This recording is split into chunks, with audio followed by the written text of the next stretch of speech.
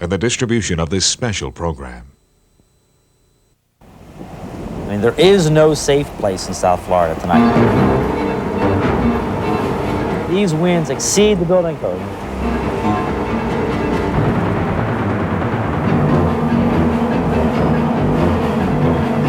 This is literally a painful experience. This sand is hitting us so hard that it feels like BB's hitting your skin. What we come out of our houses to tomorrow afternoon is going to be very frightening. So you just had no idea. I had no idea that this kind of power was possible. It's just, you hear about it, but once you experience it. The wind was whistling a death wish to us, the sound of death. Everybody needs to be where they're going to be at midnight tonight. Midnight, Monday, August 24th, 1992. That was when we first began to feel the effects of the hurricane that would change our lives forever. I'm Brian Norcross. This is what's become known as the bunker here at WTVJ. This is where we spent the fiercest hours of the storm, hours that were terrifying for all of us here in South Florida. Midnight is also the time that many of you began to lose power, and with it your ability to watch our coverage on television. In the next 2 hours, we're going to relive Hurricane Andrew as it happened. And we're going to begin on Tuesday, August 18th. At that time, we were tracking what was then just a tropical storm. As this comes along, if it gets close enough to that, it's going to get swept up in that flow and go that way. But so far, it's looking like it's going to stay south, and this system is going to move away as well. So this bears very close watching, especially late in the week. Let's go ahead and locate it for you so you can plot it. 19.2 north, 59.5 west, 50-mile-an-hour winds, west-northwest at 21, and there you see the central pressure. It's reported now that it may be forming an eye. It was disorganized, becoming a little more organized, though. And the question is it a threat to us? It's only a threat in the sense that it's not that far from us by the way these storms go. We are expecting the storm to start turning on a more westward track similar to this. If the storm continues on this path, and it is heading right down the pike of due west at this point, we expect that the storm is going to be in our neighborhood here by early in the day Monday. A hurricane watch is now in effect for South Florida. As you can see, it is almost 2 o'clock in the morning, and here at Varadero on Coral Way, every single one of the cashiers is busy. They've been busy all night. We're loading up for a couple days, 3 days at the most. And we strongly recommend that they follow the law and evacuate. It's for their own well-being. This is serious.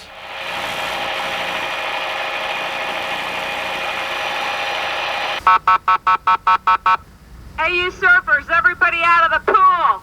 And when he said 150 miles an hour, I said, it's time to leave. You're in an evacuation area. What are you doing? Staying. Why? Why? I got 2 little dogs. I would not take them no place, and I don't, they would die. They are pleading. They are asking any doctor, anybody with any medical personnel to go and help out in the shelters. Are you scared? Not really.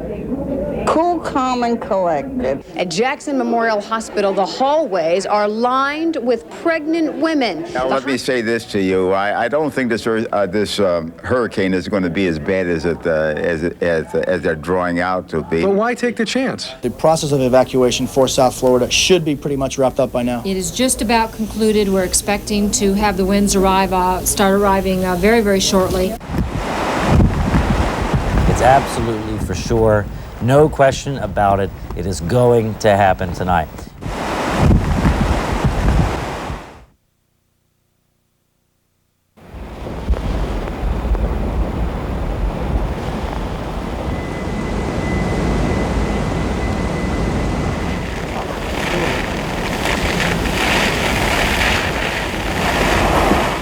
At this hour, the center of the hurricane is located about 40 miles due east of Miami. And it is a big hurricane. What do you think is going to happen to you when it starts blowing here really hard in a few hours? I'd say the wind is going to really, really blow friggin' hard. We've also been told now that they are experiencing heavy rains in the Fort Lauderdale area, so it appears now as we had anticipated. It's 11:59, and in fact, it's 12 o'clock straight up. Well, we hit that one pretty good, didn't we? We sure did. It's been about 90 minutes since the buses stopped rolling in Broward County, the buses that were taking evacuees from the coastal areas to the emergency shelters, and it was about 30 minutes ago that emergency coordinators suggested people stop driving. People should have been to those emergency shelters or wherever they were going about 30 minutes ago. It's not safe to be driving on these streets anymore. Standing on the beach strip in Fort Lauderdale, it's about 7 or 8 hours before we will feel the full strength of Hurricane Andrew, but already winds are 30, maybe gusting to 40 miles an hour. It is starting to rock and roll out here. We just came from downtown Miami, where there is a quiet crisis in the making. We're talking about the homeless population under the expressway. Take a look at the tape we shot. There are dozens and dozens of people still camped out in their little cardboard shanties. We have been told 4 county buses will go and pick these people up. The outer bands of the hurricane are now coming across South Florida. All police units have been ordered to return back to base. The ocean has begun to invade the land over here. We are standing right next to where the pavement begins at Highway A1A. Normally, the ocean breaks about 40 or 50 yards out there. As you can see, we're getting pelted by the rain. The winds have picked up. I'm having to support myself on this palm tree over here. We're just starting the long period of about 12 to 16 hours where we're going to experience the thrust of this hurricane. All right, do you have any, you want to pin down where this eye is going to come ashore? Well, it looks more and more like maybe even South Dade County. The center will be very close into the Cutler Ridge area, for instance, maybe the Homestead area, but coming right across to South Dade County here. And Brian, I don't know if I can hear the wind. You can hear it. Let's listen to it for a second, because it's definitely an ominous sound. And that's just the beginning.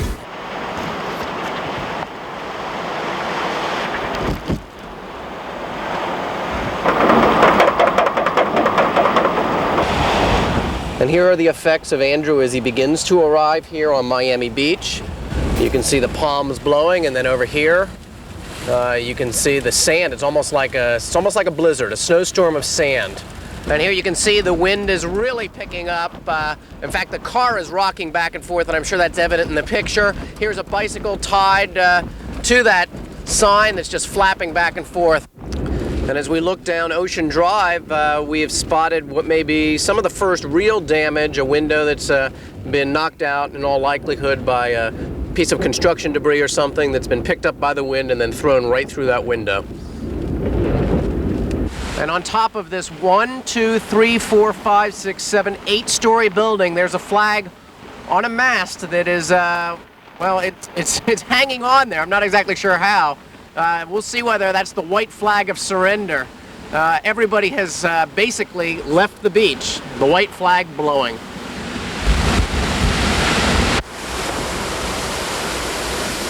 What is it like out there right now, and are you feeling a little concerned for your safety? Not really. It's an old building. It's been through a lot of hurricanes. We've got a wind meter inside, and we got 106 so far miles per hour. We're looking at downtown Miami, and every once in a while there's a brilliant burst of lightning that just fills the sky, and it's sort of an aquamarine lightning that just fills the sky. Well, here you can see the water's just whipping up, the wind is whipping up, the surf is just coming right across the front of our car. We're on the MacArthur Causeway, and the reason we can't get off the MacArthur Causeway is because as we turn over here, let me take the window down. I'll turn it down just for a minute. There you go. There's a tree that's down blocking the road. Just listen to this wind. I'm going to hold the microphone right up to the open window.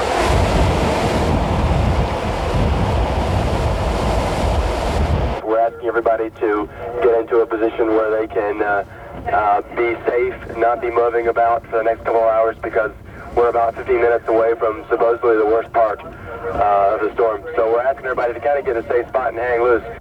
22, live control. So let's try that. That's right there. I don't know what to do. I don't care. Drive. We may be into something here worse than what we thought. Just keep an eye on us, will you? I see you, man. Let us know what the deal is. This is a strange position to find myself in, but I'm laying on the floor of the car. My head's right up here on the seat. This is the reason I'm sort of sideways. We're underneath Metro Rail. The winds are gusting outside our car up to 165 miles per hour. The car is shaking as if there were 10 people on either fender bouncing it up and down. You can see the camera bouncing here. I've got myself in this position in case some debris were to fly through and maybe hit a window. At least my head will be out of the way. Photographer Steve Schneider on the other side there, you can't see, but he's in somewhat of the same position as me, other than the fact that he's somewhat taller than me. He's 6'5", so he can't get down quite as low. This is the one place, I guess, that if we have any sense of safety, it is here, simply because we are underneath the Metro Rail, right at one of the archways, and the car is just in between. So if anything does blow through here, hopefully it'll hit the cement stilts that are holding this up. Friends, it is going to happen now for Dade County. Now, once the storm goes even further inland, this intense part of the storm is going to go through Coral Gables, and it's going to go through Coconut Grove, and it's going to go inland into the Kendall area, and it's going to be very, very bad all the way west, as far west as this county goes. We have just been told that some people in Dade are beginning to lose power. Whatever dumb luck we had has ended here. The power just went out throughout all of this Hallandale area. That means that...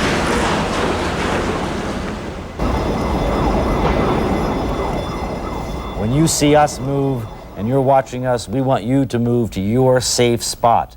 I'll tell you what, maybe, Raphael, you could find a couple batteries here to bring in here as we go in here so that we don't run out of power, although we're going to, I guess Tony has a mic in here that we can use no matter what happens battery-wise. Here we are, Brian. We're all set. We're all set. I'll tell you what, this is the safest spot, without a doubt, here at the station. The absolutely most intense part of the storm right now is coming ashore at South Miami, Coco Plum area, the Gables Estates, Gables by the Sea, all that kind of area, just south of the University of Miami. Do not think that you are in any way safe if you have not hunkered down and got that mattress over you, friends. This is the time to do it. Get to that interior closet, get a mattress over your head, get your family in there, and just wait this thing out. In Kendall? Storm shutters have blown off, trees are down. Fences down. Fences down. The eye is just coming ashore there in Cutler Ridge. We have no Miami radar, so we can forget the Miami radar. It fell off the building. All we can tell people is hang on.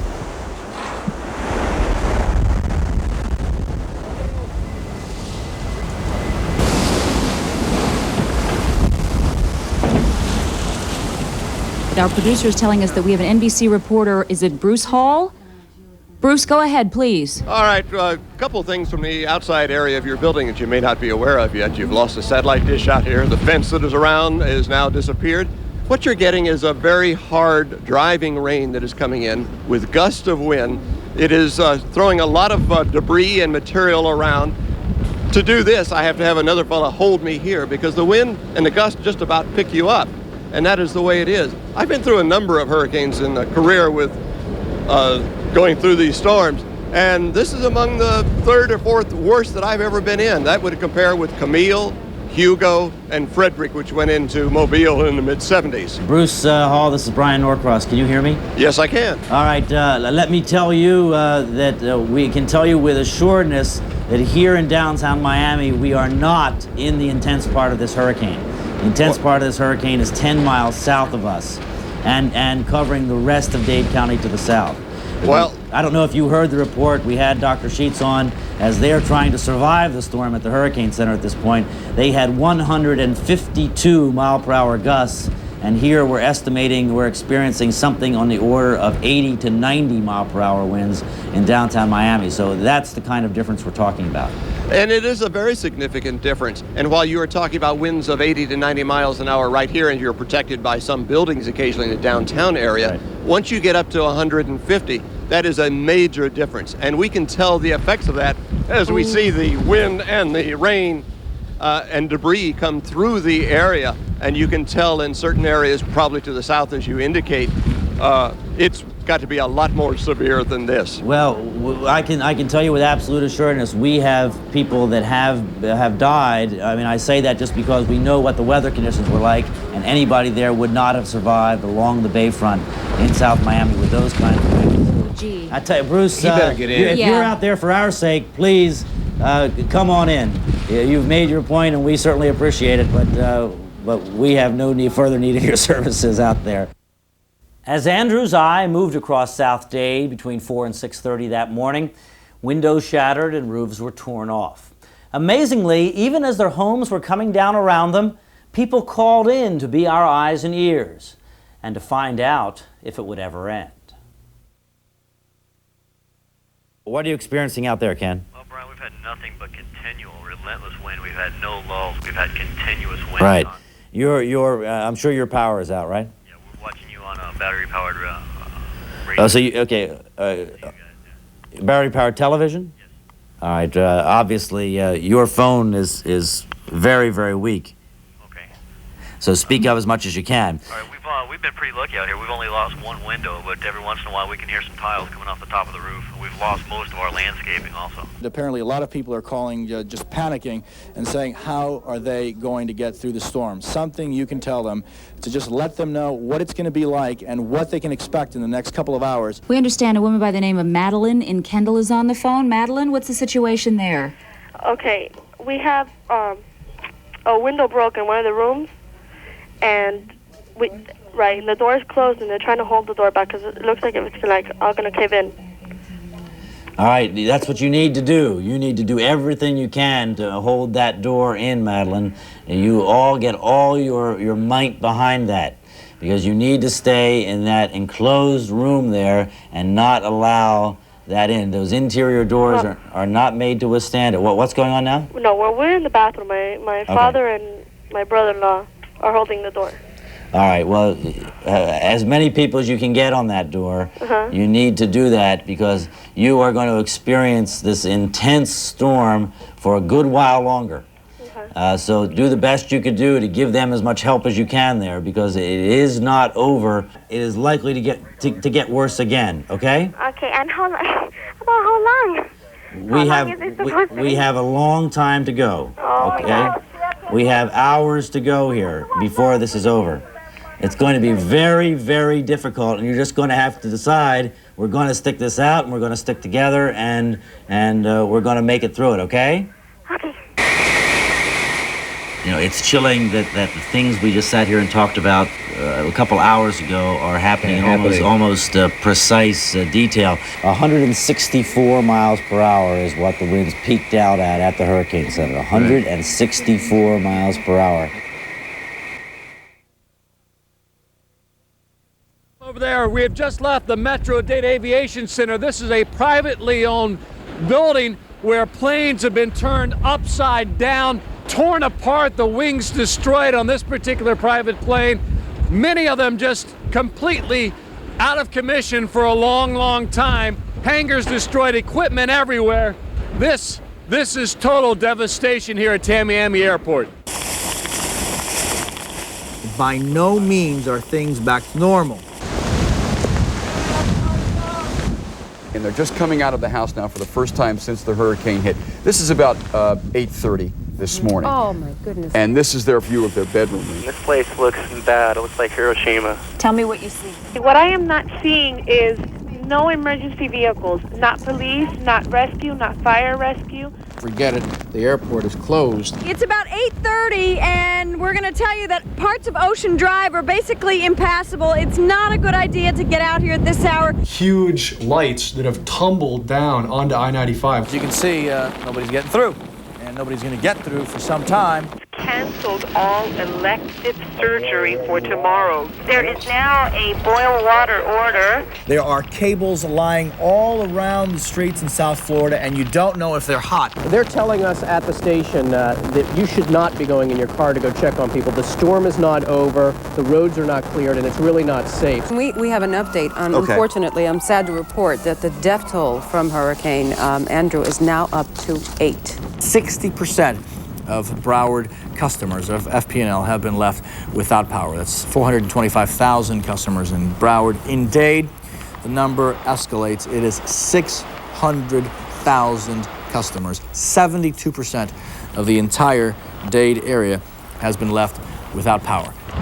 As of 10:55, police have announced that all of unincorporated Dade County, south of Kendall Drive, is declared a restricted area. You're going to see before the day is out some more pictures, even worse than that. We're going to take you into a young child's room. This boy was sleeping in his room, and at around 4 o'clock, they heard a big gush of wind, so they decided that they would get everybody and move them into the hallway closet.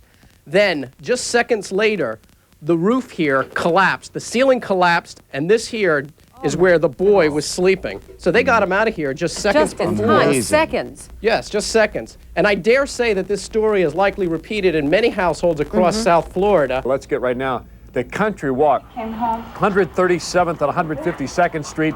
There is not a roof to be found on probably every house in this neighborhood. Many of these people woke up early this morning to glass breaking, the roofs caving down on top of them during this hurricane that hit its full force, seemingly right there in that area. This must have been really scary. Well, I'm a nurse, and I've been through some... Right next door. There you see some of the roofs that have caved in, and this is just some of the people that we talked to. The kids were saying, "Mommy, what happened? Why is God doing this to us?" And my husband was holding the roof. My father-in-law was holding the roof. Everything fell off.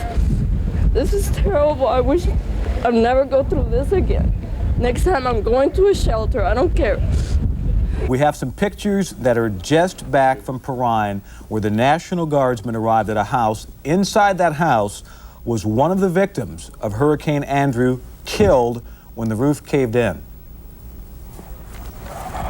Okay. We need to get to Cutler Ridge now. We can go to US 1, but it'll be too crowded, sir. We'll never make it. We'll go to the next lane, make the left. We'll be there.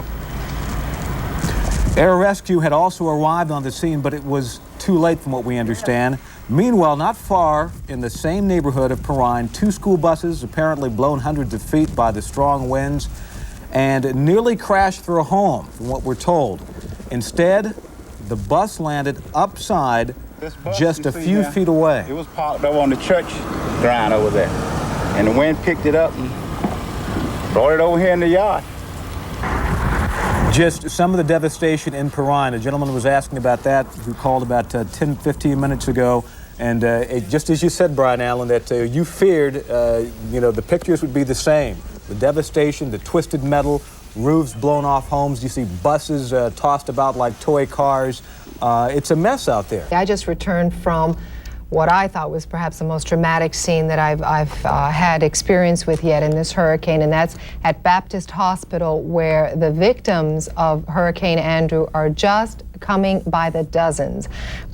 During the time that we were there were 50 people crowded into the emergency room at Baptist Hospital. There you see some of the patients arriving, and this little boy, this was a tragic case. That mother was huddling him in bed, said she doesn't even know how it happened. He had a hole in his head. It's very graphic. It's so difficult to talk about, and I know you as a mother, Teresa, feel it. I was moved nearly to tears just seeing the scene at the emergency room. It's not only the bumps and the bruises and the cuts and the fact that a lot of the people had to walk themselves and drive themselves to the emergency room because rescue crews couldn't get there, but it's also the fact that they feel like they have been through the worst times of their life. And I'd like for you to hear some of those interviews just so you can hear the graphic description and the emotional descriptions these people had.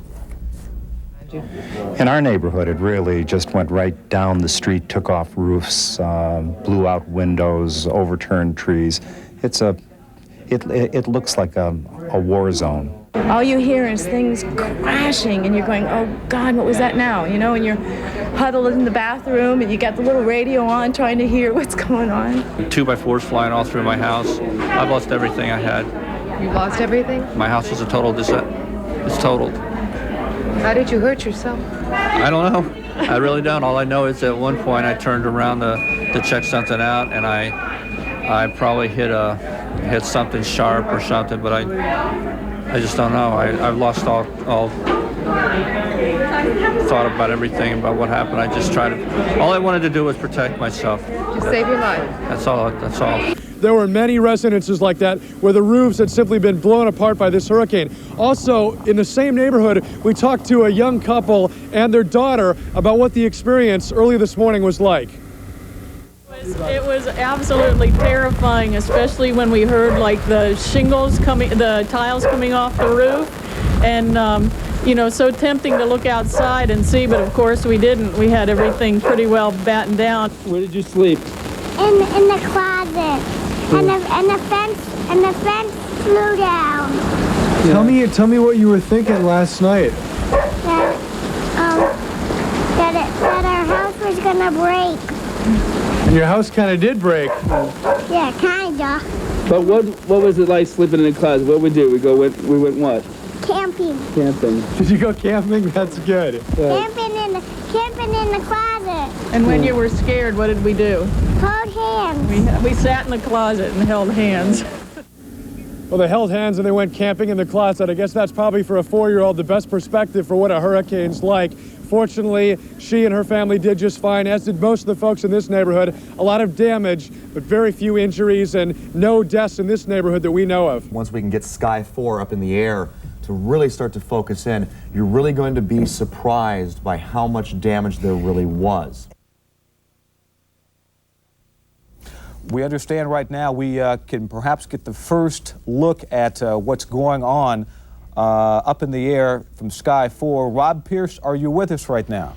Yes, I am. We have Buddy McKay on board the helicopter with us. Also, Linda Shelley from, she's the head of the Emergency Operations Department. We're going to look to show you some of the devastation down here at the Dadeland Trailer Park. You can talk with both Buddy McKay and Linda Shelley and ask them questions. Mr. McKay, I saw the wide shot, the wide view just before our photographer Rob Pierce zoomed in on some of the tops of some of these buildings. What is your initial reaction? When I saw that, I gasped. Well, we've been gasping also. This is incredible. It has just flattened this area. I had seen the other surrounding areas, and clearly there's been a lot of damage, but this can only be described as total devastation. President Bush, as we have made an announcement earlier, is going to be arriving sometime around 5 o'clock this afternoon at Opa-locka Airport. What is the governor going to tell President Bush? Well, I think all President Bush has got to do is take a look at this. Nobody will have to tell him anything. This is absolute devastation. If they're going to declare any place in America a disaster, it would have to be this one. There are concrete telephone poles lying on the ground, and there's just nothing but little bitty fragments of what used to be mobile homes. Okay, Rob, do us one last favor. Just give us one last look of this area. And is the devastation as far as you can see with your naked eye? Yeah, look at it. It's as far as we can see. I mean, there's an area out here that things are looking a little better, but look at this. I mean, the roofs of the houses are gone, and this is a good mile away. Yes, I'd have to say where you see a house with a roof that's even partly there, it's in pretty good shape. I mean, look at this. I mean, this alone tells you the strength of the storm. It just whipped this house right apart. What about rescue personnel? I mean, did you see emergency vehicles in there, ambulances and the like? Not a lot right here. I'll tell you what, Tom, as I worked my way down to pick up this helicopter, there were a lot of people on the road, needlessly on the road, just to get a look at what's happening. That's slowing down emergency vehicles tremendously because they can't get around. We can't urge enough for you to stay in your homes or stay in the shelter or wherever you're at. Don't go out sightseeing at this point because emergency crews and cleanup crews have got to be able to get around. Sky 4 is over just south of Tampa Bay Airport at 500 feet. Rob, Brian Allen, one quick question for you. As a guesstimate, 90% of structures in that area damaged? I almost have to say close to 100. What about you, Mr. McKay? I don't believe I can see a single. I don't see a single structure here that doesn't have major damage to it. As you can see, a lot of flooding over here. Look at the street. Right. What that is that's not heavy rain, and you can see the sand, see all the dirt up in there. You're absolutely right. That's the ocean that has come in there in this storm surge that came across. There you can see the incredible damage. How many feet would you estimate at this point by looking at some of this? Well, as far as the surge? it seems to me that we have evidently didn't have quite as large a surge over the whole breadth of Brian, look at this. Look at this. A boat in the pool. Ooh. Well, there's a classic shot. Photographer Rob Pierce is in Sky 4 over Miami Beach. I understand they're getting ready to open the MacArthur Causeway, and folks are heading back. And boy, look at that! Wow. Teresa, look at this. Certainly a huge traffic jam. Ooh. As we work our way around and swing around. I can't show you all the way over to the beach, rather over to Miami, but there is a significant traffic jam here on Watson Island, the MacArthur Causeway. People obviously trying to get back. Needless to say, if you can avoid coming into this mess right now, do it. Let me pan over here and show you this other side here. You can see how literally backed up it is on all the bridges, including the Julia Tunnel, which we flew over just a couple minutes ago. Now we're at Homestead Air Force Base. That's right. What used to be Homestead Air Force Base, I'm afraid. Look at this. We're going to work our way around here, and you're going to see some planes here that obviously felt the brunt of it. There's every building here looks to have sustained major damage here, and as we work our way around here, you can see that looks like that was a hangar. Yep. For the fighter jets there. 200 units, we were told last night, were destroyed. Housing units were destroyed at Homestead Air Force Base. I think so. That's what we saw just a moment ago. We're being told that's an F-16, Brian. An F-16. Brian, it's like someone dropped a bomb on this area. I just can't even conceive it yet. And this building has just been blown flat. Look at that. Oh my God. Do you know what that building was? Any idea what that building was? It's hard to say. It looks like maybe some type of warehouse structure, large panels, not much. There's some cranes down there. See the cranes? Yeah. Yes. We're right across from Toys R Us. Exactly. Actually, this is the Toys R Us store, and you can see it's pretty hidden too. I believe this is the Home Depot of all things. How ironic, a Home Depot. Rob, your impressions. Were you prepared for this much devastation when you went up? Absolutely not. I was up through the storm all night last night in downtown Miami Beach, and I never expected this. You know, we're going to move around over here and look at this. My God, I can't believe this. Lieutenant Governor McKay? Yes. Your gut feeling right now as you're flying over this area, sir? This is just absent a war. I can't believe this kind of thing would happen. People have got to see this and realize the tremendous danger of a hurricane of this magnitude.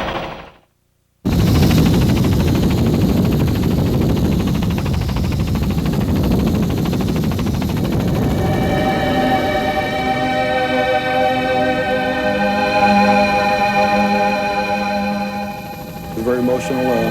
We were in an open helicopter, so it was very clear to see. I did not see any home, not one home south of Kendall Drive that didn't have damage to it, extensive damage. There were numerous homes that were down to the ground. Most of the homes had roofs were gone. It's just almost unbelievable. I've never seen a nuclear attack before, but that's what I would envision happening.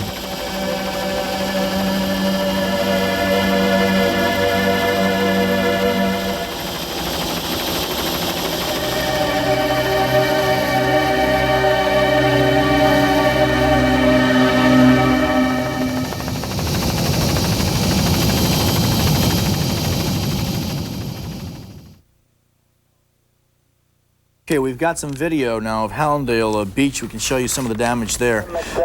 This is driving down Hallandale Beach.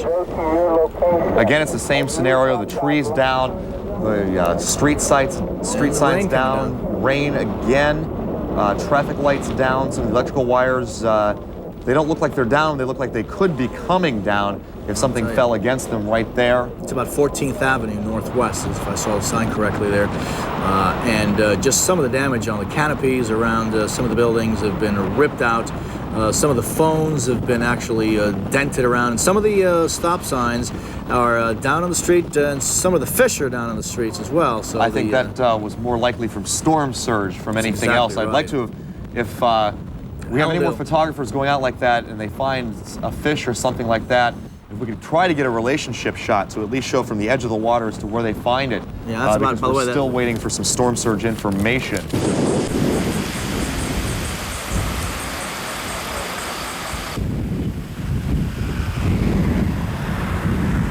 how was it? It was rough, man. The light of day was a mixed blessing. Sure, trees all over the county were twisted and toppled.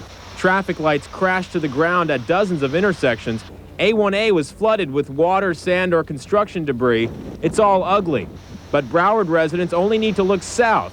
The devastation in Dade County reminds them Broward dodged Andrew's bullet. We're outside Miami Carroll City Senior High School, where we spent the night inside this shelter. There are still about 2,000 people inside. We wanted to show you what's happened outside. Take a look at this tree. You were speaking of trees that had been uprooted through the night. This is a huge tree. Whoa. I'm told it's a ficus, but I'm not absolutely sure. But it may or may not be salvageable. This is one of the trees we observed from a loading dock just here on the end of the school building through the night. We were able to watch some of the activity from inside. Believe me, it was a dramatic scene even after dark. But looking at it now, we had no idea the scope of the damage. Again, this is just one tree. We're not talking about residences or losses of life just yet in Carroll City.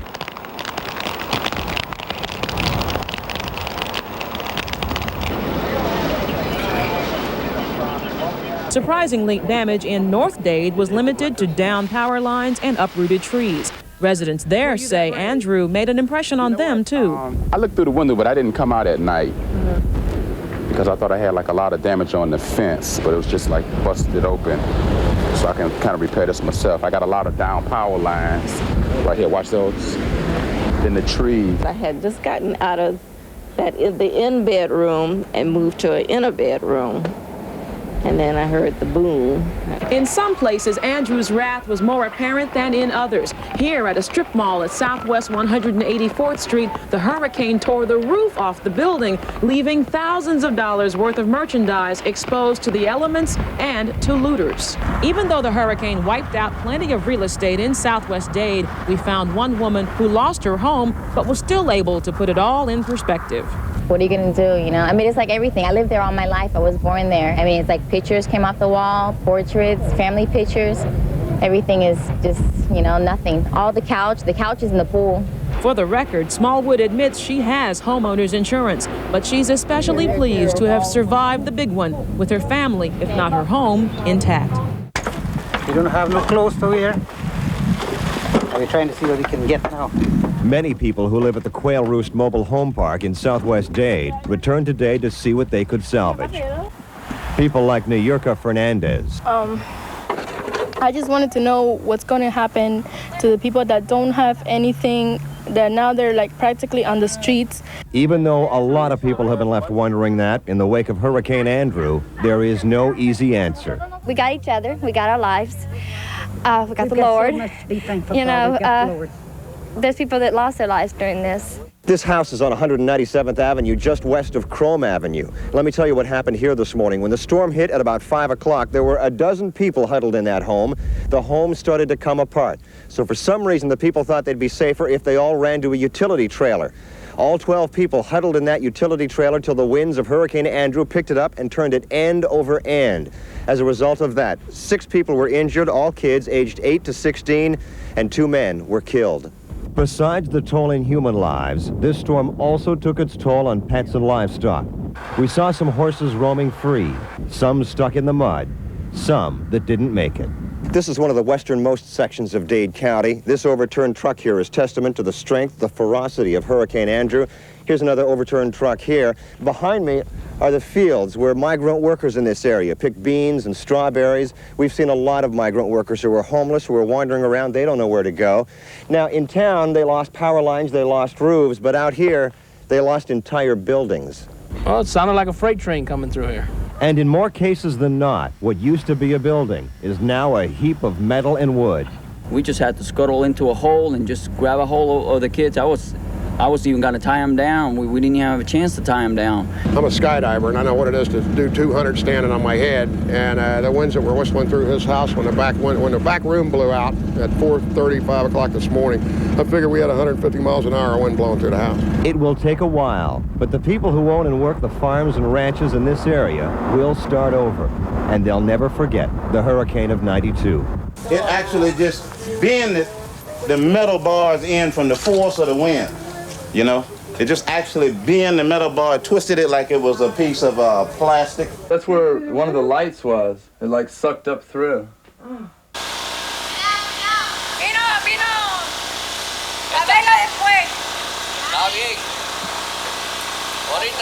Ahorita vamos a bajar por allá.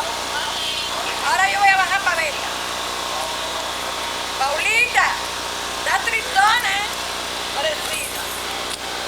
¿Quién es la familia de ustedes?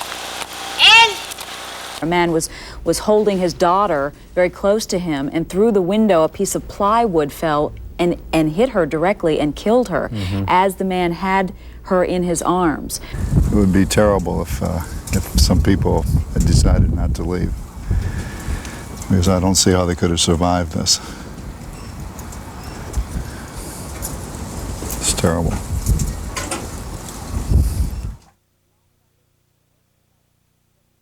As long as I live, this is the worst thing I've been in. You know, it hurts. You work for a good house and everything. One day, you don't have nothing.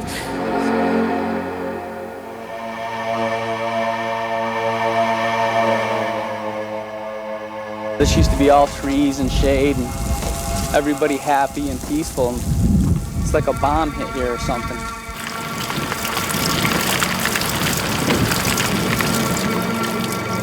I don't understand how all these people are alive. You know, it just doesn't make any sense that these people didn't get killed. She wanted to run out the door, and I grabbed her and said, "Baby, you can't go out there because if you do, you won't make it."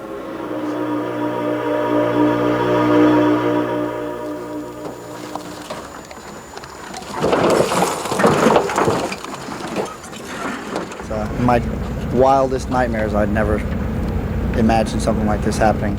We decided to get up the courage to open the door, and I opened it. And I pushed it a little bit, but the power from the wind was so strong. And I looked up, and all I saw was the sky.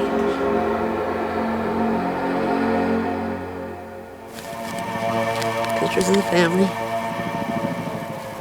That's my niece and my great niece.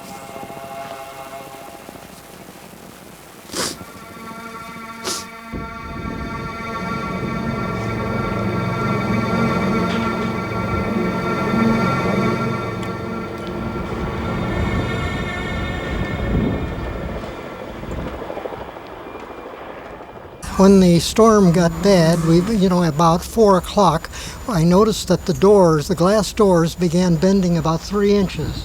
So I went to the adjoining bathroom, which connects these 2 bedrooms, and opened the door and got in there. Then the wind evidently broke the door. Of course, other glasses were breaking, and I leaned against the door to try to hold the door shut during this tremendous wind. Then I noticed water coming under the door, so I leaned over and took a taste of the water, realized it was the ocean coming in, and I said, "Hollered to April, we better evacuate this room." So I opened the adjoining door between our bedrooms. By this time, in that short time, the water rose to about 2.5 feet, and she was on the dresser. I was on my dresser. And I climbed up and I said, "We better go forward," and we went down the short hallway to the library. The wind was so violent and so noisy. Some people have described it like a DC-7 landing, but it was horrendously noisy. But the walls were going in. The walls went in next to by the fireplace, disintegrated. They say that the closets are the safest place in your house. Forget it in this one. They blew in. All of this as you were moving through the house? Mm-hmm. Yes. And By that time, the water was over 4 feet and climbing rapidly, so I went over to the windows, started breaking out the windows right there to give us some possibility of escape. But the water was coming in and rushing out so fast that doing anything was impossible, and it got to be 6 foot deep, which is a half a foot over my head, but I was climbing on rubble to stand up, and she was on the I've started out on furniture that was floating and trying to keep the furniture away. Elliot had grabbed a life ring that he had in his bathroom for his sailboat, and I had taken a vest off of my dinghy and decided during the storm I'd better get dressed, and I better put the vest on. So the vest held me up, and so I didn't want to leave him right away, needless to say. And one of the things that's very strange is you watch all your furniture going past the window. Outside. Outside over here, you saw it washing past? Washing past. How did you feel when you emerged from this house and you saw this scene around you and knew you'd survived? We are alive. Where were you when the roof blew off? We were in the bathroom then. That was after it got really bad. And this is where I spent the worst portion of the storm. And my contact was the radio, and I listened to Brian Norcross, and the information that he gave me was so important. It's very, very important to have that voice to tell us, to guide us through. It's a very frightening experience, but to be able to know that what's coming, to know, is so important. And that's what brought me through. It was like I was not alone. I had a voice in the wilderness. And when you said you guys were leaving the studio, we moved right along with you out of our bedrooms into the hallway. And the most frightening experience of my entire life. I mean, we were praying out loud that we would be alive the next morning. We were hunkered down in the kitchen area back here, trying to wait for the storm to go by, and the front part of it came by and off went the roof. So we whisked out of there and went to the back bedroom, and unfortunately the roof stayed on back there. We went with the mattress overhead and a chest of drawers against the door and held it that way, and that's the way we set the storm out. And we were under debris for 6 hours. So you were actually buried in your house? We were buried under the litter. We could hear a house just being totally destroyed, everything in it flying around, winds going, and I was like, God, just please don't let us die in here, you know? And you didn't? No, we didn't. We made it. Thank God we made it. You're laughing through this. How can you be laughing when something like this? I don't know why. How can I do it? I live here. I can't do it. Were you inside when the? No, I left the last the tire happened. Right. Yeah. At least you're alive.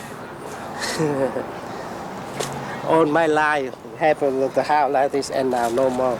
I don't know how to do now. You have insurance though, right? Yeah, I have insurance, State Farm insurance. Yeah, I think that he can help me. They can help me. It's terrible. Yeah, it's terrible. Yeah, 100%. Yeah. We can use it. All the stuff just blew out on the side here. Yeah. Yeah. You can move up there. Yeah, easy, okay? Yeah.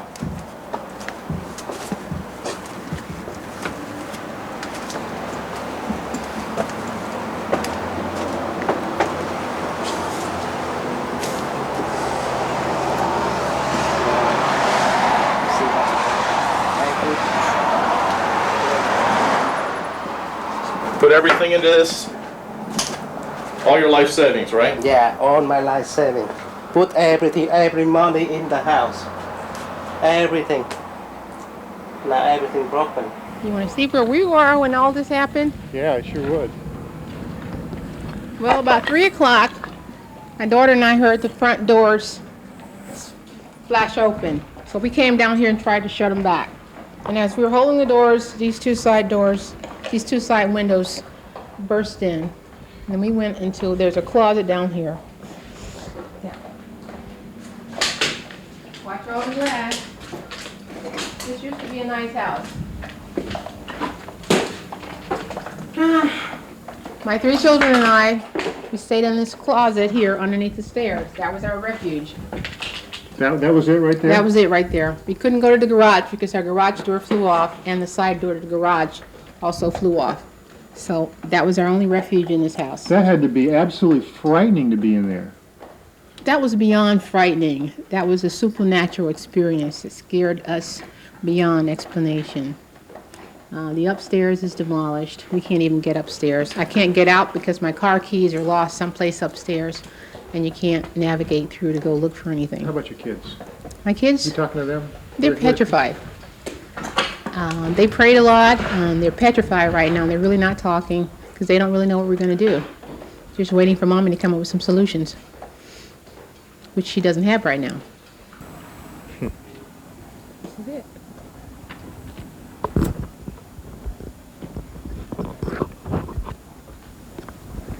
Not exactly the American dream, is it? Well, it's the American dream destroyed, which is even more of a letdown, to have the dream and then to lose it. Be better not to have had it already.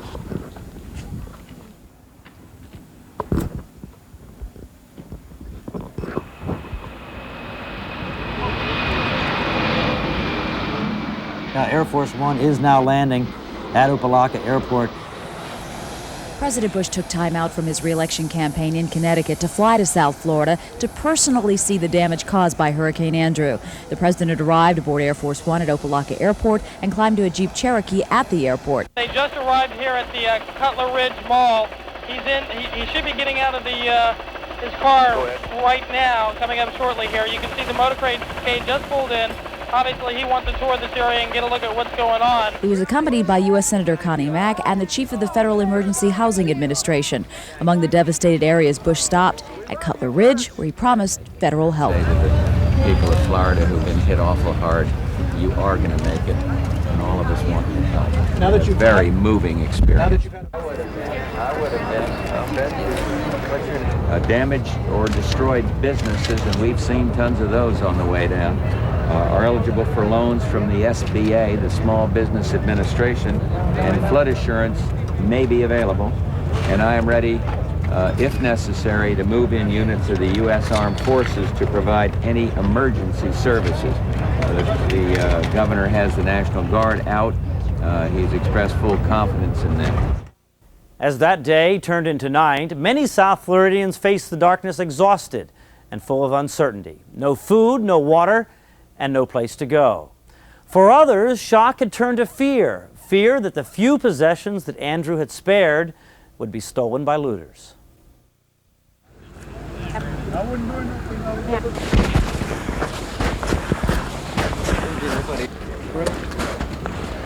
This is certainly where the worst of the destruction is, here in Cutler Ridge in South Dade County. Behind me you can see a Specs record store, which is completely demolished by the storm. Over here is a Holiday Inn that, as you guys have been saying, looks like it's been air bombed. That was Governor Childs' words. Looks like a war zone. In fact, it is a war zone here. You've got the National Guard, some 1,000 troops here in South Florida.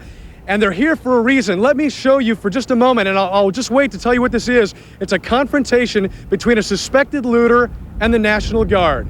Stop fighting. Stay down, man. Take the gun. Get the gun out of here. Get the gun away. Stay down. Hey, hey, hey. Hey, don't give me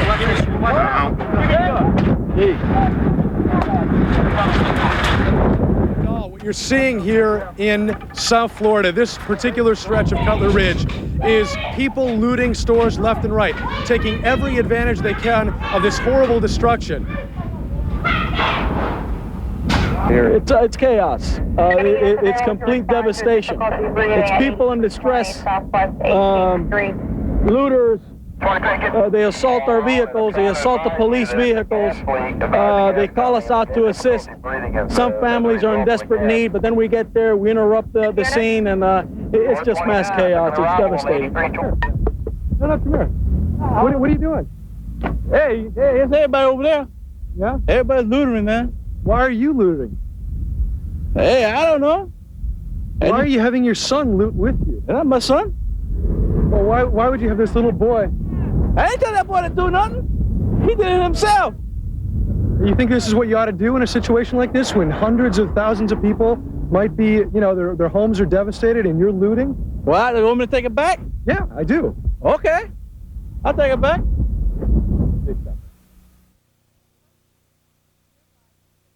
A curfew is hereby immediately in effect to last until rescinded by further order from 7 p.m. to 7 a.m. for the entire area of Dade County, Florida. The curfew goes into effect. What are your orders?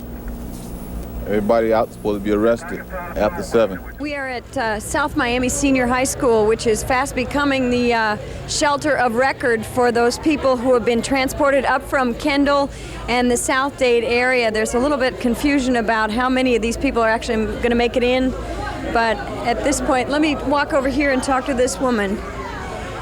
Where are you all coming from? Homestead. From Homestead? Do you have enough supplies? You have Huggies for the baby, I see? Yes. Any bedding or anything? Are you going to be okay? Hopefully. Do they say there's room? I don't know. I just got here. Where did you spend last night?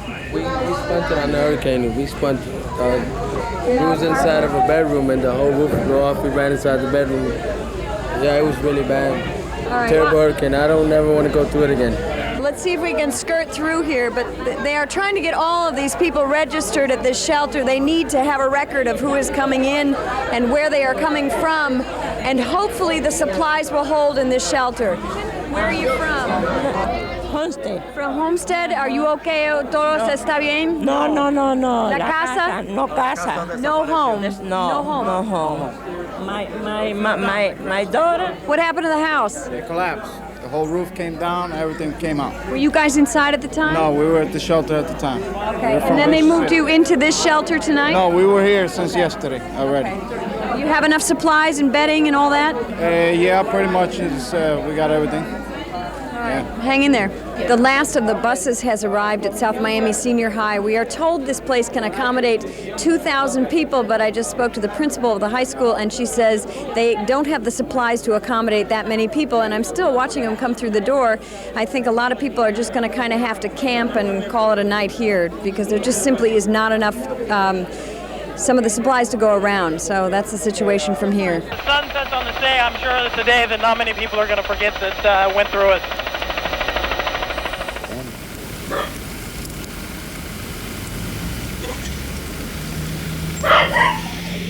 Must have been right behind us.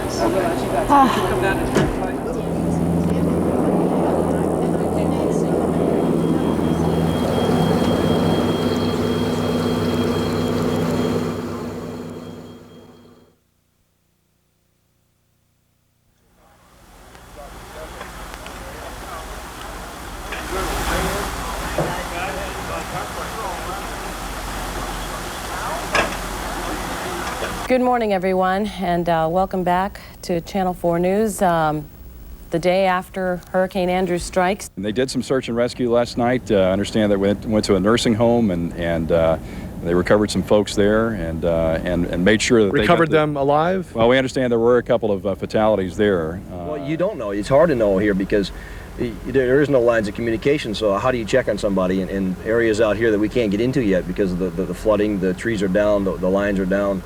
Telephone poles are across the roadways and you can't get to them, and so it's just a matter of time. We've been up in the air and searching and stuff like that, so you don't know what we've got to look forward to yet. Go find him. Check it, Sam. Get in there. Well, right now we're checking a pile of rubble. It looks like it was probably either a bathroom or maybe part of a kitchen, which is an area that a person may have been in when this occurred, and waiting for the dog to give me an alert and to show that she smells the scent of a human. Or a lot of times it's the scent of some clothes that were freshly worn. Check. Good girl, good girl, check. As every minute goes by, if there's somebody that's trapped, somebody that's injured, their health's going to possibly get worse. So we're trying to use every possible minute and second that we've got to try to locate somebody that's injured and take them out and help them. Sam, check it out. Good girl. Crawl. Easy. No, down. We have 12 confirmed deaths now just reported here at the Emergency Operations Center through Metro-Dade Police. 12 people dead now as a result of Hurricane Andrew. For those in the path of Andrew's most intense destruction, life had been reduced to the most primitive of conditions. Dade County, south of Kendall Drive, was a different world, a world so tragic, so bizarre, that it seemed unreal. It was a world that brought out the best and the worst in people. It was a world that hovered on the edge of anarchy, and where heroes walked every street.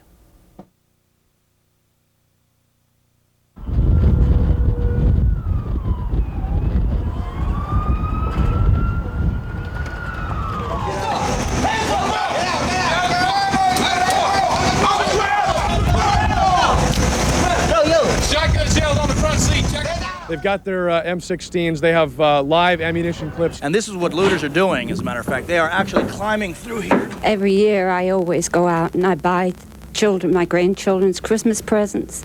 And I had them stored in the hall closet, and they stole everything. Looters who came in after the storm. After the storm. As of this time, they're going to jail. We've kind of been lenient. Now we're starting to get serious. Stay here. You sit here.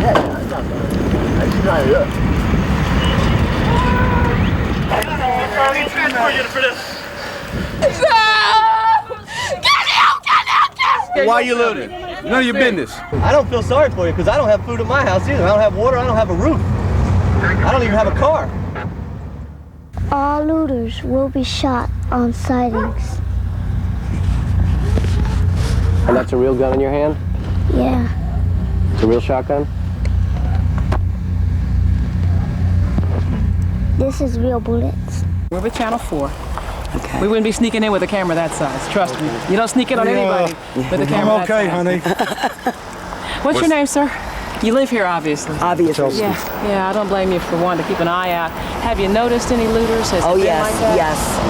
Really? We already chased a couple out in the back there. Oh, wow. And some try to enter the front, and We've got a couple of people stationed all through the park. So when you hear people talk about this being like a war zone, it truly does look like a war zone in more ways than one. It's not just the physical destruction, it's what the people here are going through as well. These people are totally shell-shocked. Let's take a look at what we saw earlier today. We're in an area of Homestead called the Redlands. This used to be an avocado grove. As you can see, the destruction here is total. The trees are all gone. The houses are barely livable shells of what they once were.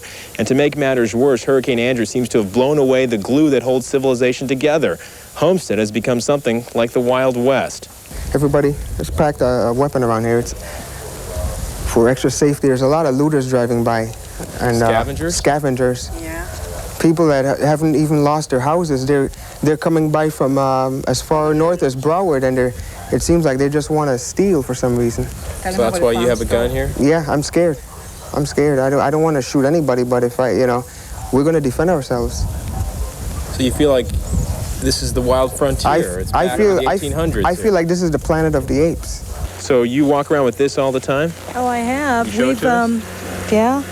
We had a friend of ours out here a couple miles north of us tell us they were robbed at gunpoint. They took all their supplies, gas, generator. What's happened to law and order out here? I don't know. I'm scared. I really am. I'm used to having a big fence around my yard with my dogs. My dogs are sleeping in the house with us. It's real scary. This is the most terrorizing thing I've ever been through in my life as far as the hurricane itself, and then to worry about people coming into your property and having to fend for your life and your things. It's not right, and I don't understand where people think that they can come in and have no respect for other people's property or rights. These people are desperately trying to maintain a grip on the past, because the past means a normal, civilized life. The present means only destruction and fear. And we prayed, and we said, "Dear God, help us. Give us life, no more. Just give us life. Let us live, and let us be alive after this." In 1989, I left St. Croix, where I was born, the day before Hugo. And 3 years later, Andrew almost killed me. Yeah, I sleep with the gun right there. Flak jacket, some extra clips inside. And this is just for protection? You're that scared? Yeah, I'm scared. I got a banana clip in here. What would you say to people who would say, oh, he's paranoid? I would say come down and live in Homestead right now. This is a 30 rounds. I got another one in here. I would say come down and spend some time in Homestead, and pretty soon they'll be packing guns too. I keep thinking I'm going to wake up from this dream, and I'm not waking up. I haven't slept since the storm. It's horrible. The wind was whistling a death wish to us, the sound of death, like the Grim Reaper was right at the front door. I don't feel like living here anymore. I mean that, George. I wouldn't buy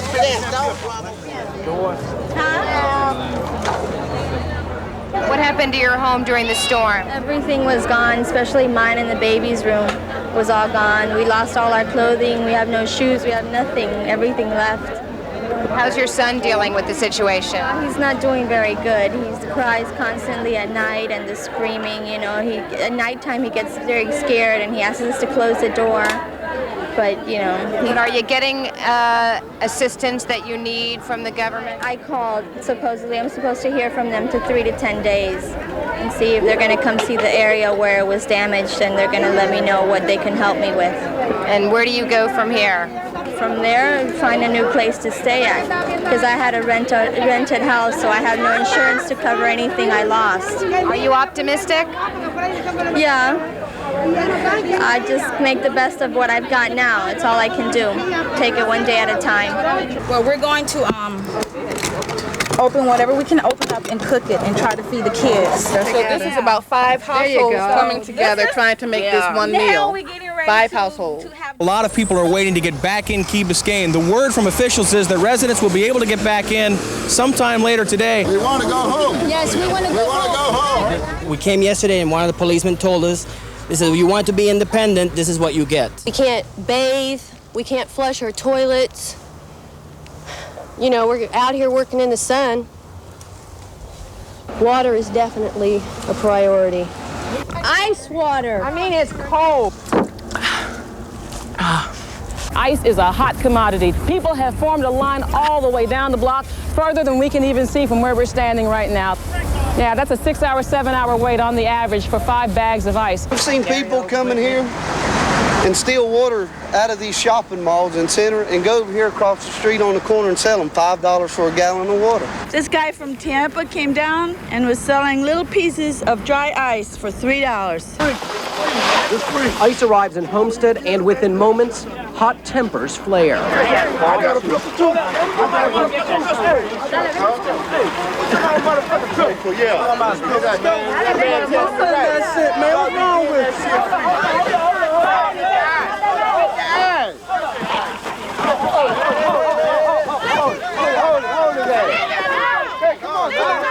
When these vehicles do arrive in your area, please don't mob them. Please act in an orderly fashion, or else they won't let us bring you anything else. Stop. Hey, hold on. Hey, get out of here. Out. I don't know how they want to do this yet. Out. Brothers and sisters, please. Can't get no water. Please hear my earnest plea. We are in a mess that we didn't create. And you are in a situation where you are facing the possibility of drowning. Don't open your mouth and close your eyes. Do the opposite. Close your mouth, open your eyes, and keep kicking. We must not, in our anguish, turn on each other.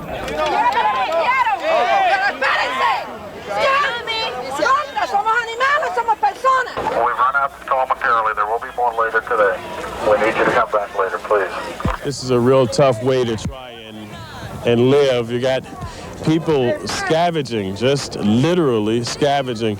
I'm sure they're happy to have all of this stuff, but you know, here in the midst of all of this, you've got kids scavenging for toys.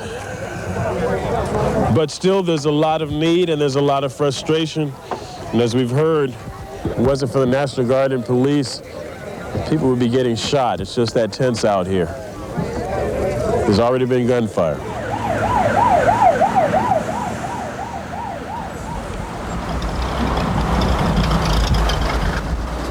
Traffic is a nightmare heading into Dade County. Heavy delays on the Palmetto Expressway. It's already slow around the big curve, and it continues slow down to 103 Street. Some intersections have signal lights, some of them don't, some of them have stop signs, some of them don't. These are folks who want to head to the Keys, and we're estimating, and I'm going to be kind here and say that this is a 7-mile backup. It probably is longer. The county manager last night asked all non-essential county employees, ones who have not been assigned emergency duty, to report to our traffic control center. We're giving them brief training and assigning them to direct traffic physically at those locations where traffic signals are not working. Get out of the intersection. Are you having any problem with the people obeying you? Most of them, once they understand, once we got our signals clear, they understand what we're doing, they're doing it. Wait. Let these two by. Make sure you do your gas mix right, because if you don't mix it right, it'll burn out. That's the reason all the people are doing themselves.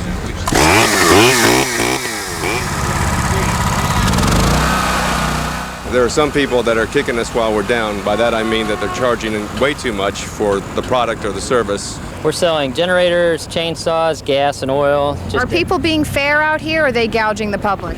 They were gouging the public.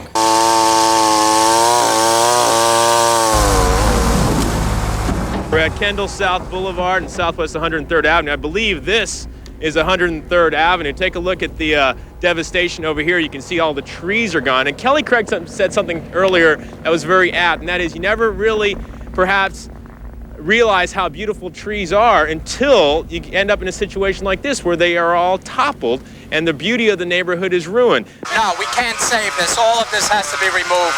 These trees will never grow again. You've been taking this down for 3 days now. It was the biggest tree in South Miami over our house. It destroyed the roof. We're on Old Cutler Road now, where the canopied trees used to provide complete cover. You could barely see the sky, and you can see there's not much left of that canopy. Some people we've spoken to suggest it could take 10, 15 years for these trees to grow back the way they once were. These trees were in this grove for 15 years. It was a producing grove, good grove, make good quality fruit, and made a lot of jobs for people. When the trees blew out of the ground, they broke the irrigation system up and took everything out of here. This grove is 100% lost now. It's a piece of bare land, and that's it. There's nothing else left. Tell me what this means, pal, for, I presume, there's fruit that can be had elsewhere, not maybe of the same quality as you grow here in South Florida. But what about the jobs? You've got packers, you've got laborers, you've got people like yourself who run the packing houses. How serious is this? The lime industry sustained a loss of over 4,000 acres. In the night of the hurricane. 4,000 acres is about 7 square miles. If you wanted to put that in terms of wages for people, there was a $10 million harvesting payroll lost that night that will not be here this year. And if you replant the trees this year, that $10 million payroll for harvesting won't be here. It will start earliest 4 years from now. We supplied 40% of the U.S. market in limes. We're out. The windfall goes to Mexico. And the consumers are out too, right? Well, the prices today are 3 times what they were 2 weeks ago. Tell me about your plant, because we looked at your packing house, and that sustained a lot of damage as well. It's like most of what I see in the residences in the area that I drive around here. If it was concrete block structure, it's still there. If it was steel, or in some cases wood, it peeled away. We think what we have looks worse than it really is, and we're going to be in decent shape. We're a lot luckier than others. Bottom line, for the lime groves, for the avocado growers, for the agriculture industry in South Dade County, it's in pretty bad shape as a result of this storm? There are 3 parts of the agricultural industry. We've got nurseries, we've got fruit trees, and we've got vegetables. Except for a few tropical vegetables, nobody had any vegetables in the ground. That's a wintertime crop. They'll start planting next month. Nurseries are absolutely devastated. Groves have been hammered down. For avocados, no real crop for 2 years. Mangoes, no real crop for 2 years. 2/3 of the lime industry, if you replant it, you start harvesting again in 4 years. So I don't know what's going to happen with the grove industry. The jury's not in yet. We'll wait and see.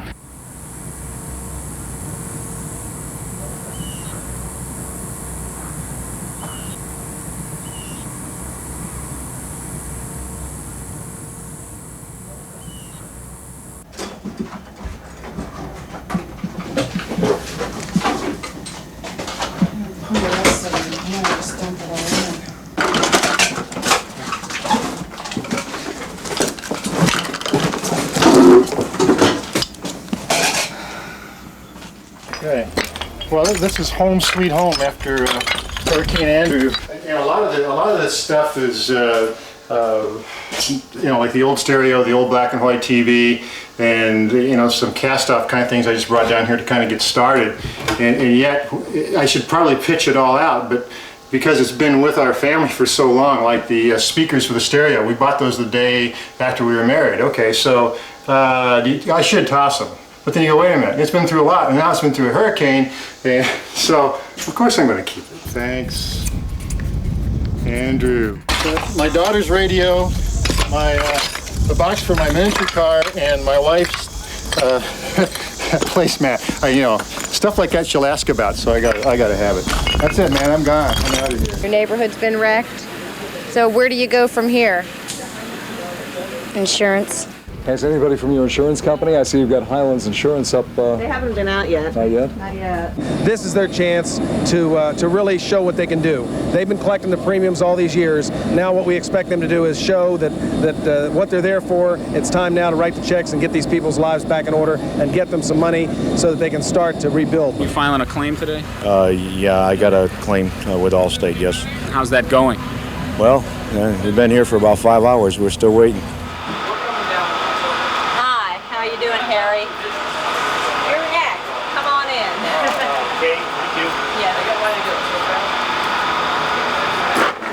do. We're at the Fountains apartment complex in Southwest Dade, where the tenants here have received a letter from the landlord demanding rent payments. Take your cameras in there. It's not livable. What is this? I don't know what it is. It's water. It's I don't know. I could understand that they're in a bind and they want to fix it, and I could accept all that. But how can they tell me to pay the rent here? Well, for 3 months, and I'm not going to be living here. We have to leave because the whole roof was falling down. I want to see the owner telling the people what to do and what he's going to do to us, for us in return. We are good tenants. Now we need him. He needs to be here. What do you think of this, Greg? I don't like it. All of these people behind me are complaining about the situation here. I came back and look at all this. I lost everything. I mean, how can we pay rent when we're not staying here? Mm-hmm. We can't stay here. Yeah. We have a baby. Okay, we're going to go to the next apartment here. They said her apartment was safe. I want you to see what's safe. This is my apartment. They told me, oh, you don't have to worry, it's safe. The circuit breaker box was sizzling. We had to turn off all the circuits. Water is coming down. You see, my neighbors above have no roof. I got a letter. They wanted me to pay rent. I'm not paying them $1. Not $1. I cannot believe that they're going to make me pay the rent in an apartment that looks like this. It can't happen. As you can see, there are a lot of angry people out here. What's burning me up is that there's no compassion. I mean, we're all trying collectively to do something together. But what is he doing? They're collecting rent. They haven't been by once. They haven't been by. They closed the office. They refuse to talk to us, yet they're trying to collect our rent. I can't live here. I have to go, and I don't have no furniture. I have nothing. So you're appealing to the landlord to do something about this horrible situation? Well, I mean, I'm not paying the rent. I already talked to attorneys. I talked to people. How can I pay the rent for something that's over there that's destroyed? The manager has just come here to check out the place. I'm very upset with the people here because they took no precaution 24 hours before the hurricane. There's been no cooperation with residents towards a neighbor or anyone. Where were you guys before? Not now. Where were you guys before when we needed you? Where were you? As you see, we have people out here working. But what's happening right now, people are frustrated. They don't have renter's insurance. And what happens is that, they didn't take precaution. And I went and talked to her, and she said if I don't pay my rent by September 5th, I'm going to get in trouble. Oh, no!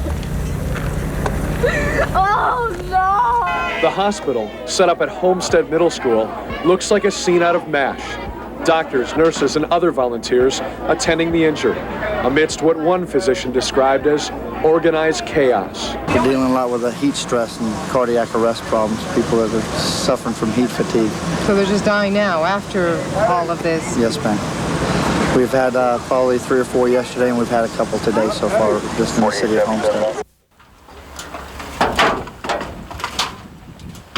I think it's a terrible mess. Same thing. And everything else. No insurance. No insurance. My car is devastated. But I'm not the only one. There's quite a few people that are going through the same thing. Look all around. It's a very lost feeling.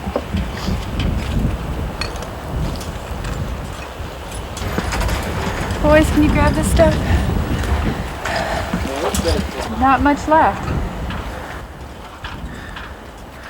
How did you feel when you came out here and you saw it for the first time? Just a terrible sense of losing everything that I had. Shock. My only comfort, I guess, is knowing that I'm not the only one that's going through this right now. I don't know what I'm going to do, but I'm sure nobody else knows what they're going to do either.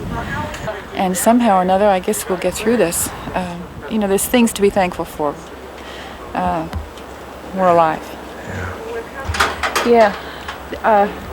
Nothing could compare with such devastation and such loss.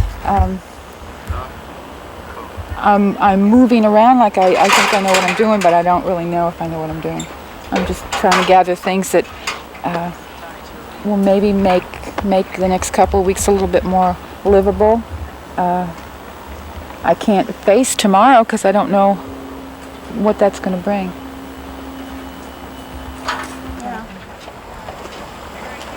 I just could not believe, I knew that there was going to be windows out, and I knew there was going to be roof damage, but I never thought that I would see just a flattened. Well, they said that there were some tornadoes afterwards. Oh, that's where you're going, Port St. Lucie? Yeah, we don't have anywhere else to go. Neither one of us had insurance on the mobile homes.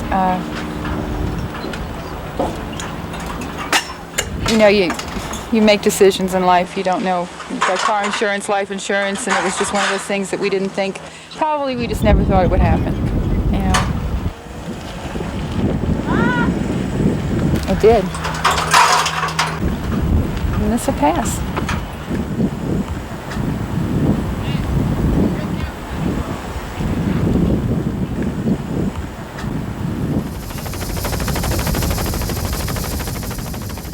I have a 24-foot sailboat that I left on a mooring off Dinner Key, and I went out yesterday morning and it wasn't there, so I'm trying to find out where it went. I'm hoping it's up on somebody's lawn. To show you the power of the ocean, the rising ocean during a storm, all you have to do is look at the backyard of this house on Old Cutler Road, and you see the Seaward Explorer. I've been in a couple of blows, but this one just kept on going. The water came up to the bottom of that lamp there. At any point in time, did you say, I made a mistake? No. Absolutely not. Look, I'm here. That boat's 50 years old. It's afloat. Those boats are brand new. They're on the rocks. I didn't make a mistake. I built her to do that. I was lucky enough. What's the name of your boat? Jimmy's Hurricane. Jimmy's Hurricane. God almighty. I wanted to point out something else that we saw earlier in the day as well. In Florida City, there's been a lot of talk about these monkeys that have escaped here in South Florida as a result of the storm. And we found them this afternoon in a field near Florida City. A couple of law enforcement officers told us that they'd spotted them. We went out looking in the field, and yes, indeed, you can see them scampering along here. We've heard from police and other people that say that these things can be carrying hepatitis and possibly AIDS virus, and said to, if you see them, shoot them. All right, and he did. He did. He took 2 shots at him, and there was another one with him that got away. Stand on any corner in South Dade, and this is what you see. People driving cars that under any other circumstances would be considered undrivable. They are bruised, they are battered, they are bandaged. But for most people, this is their only link to the outside world. Not only is the windshield missing in that one, they have a little less headroom.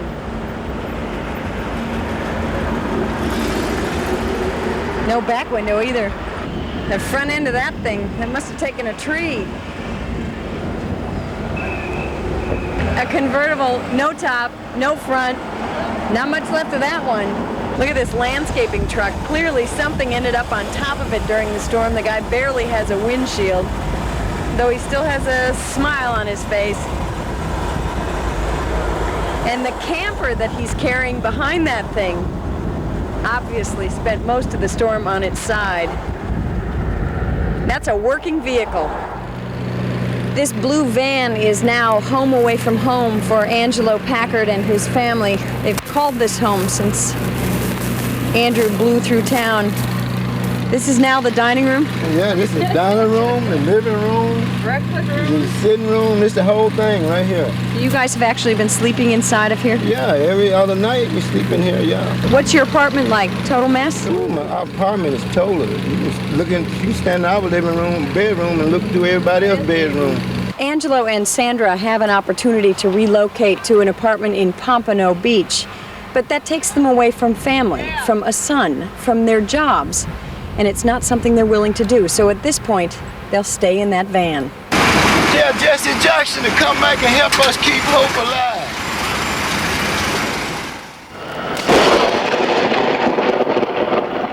All right, take a look out here. The rain has started to kick up again. We came out about 5 minutes ago because things have subsided a little bit. Carlos, if you can, take a look at my feet.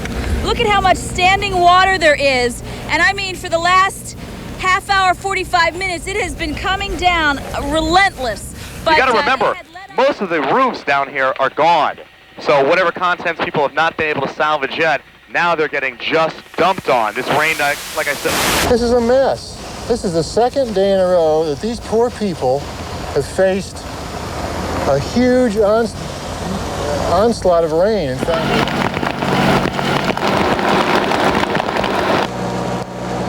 we do have a report of a man struck by lightning this afternoon. These pictures are just in. This happened at Chrome and Southwest 177th Street. We need medical supplies, we need water, we need non-perishable items, and a lot of prayers.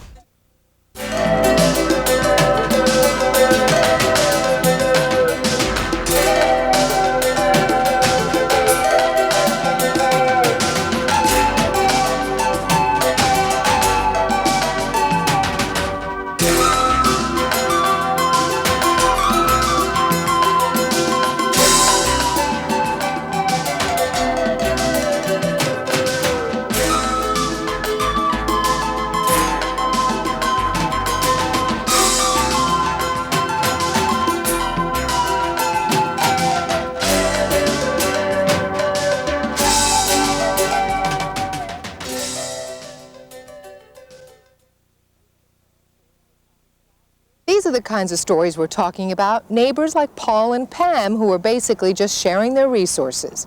I had the chainsaw, but I didn't know how to work it. So he knows how to work it. I have the pieces. I have the oil, he has the gas. I'm meeting a lot of neighbors I didn't know. Yeah. Unfortunately, you know, a disaster has to come along to get people together. There wasn't a lot of activity happening as far as shelters opening and things like that, so we got with the city manager here in Homestead. We broke into this school and now we're operating a shelter. Until we have people directing this effort, then the people who want to help will have to do it on their own. You have any more toilet paper? Wipes or one of the baby wipes?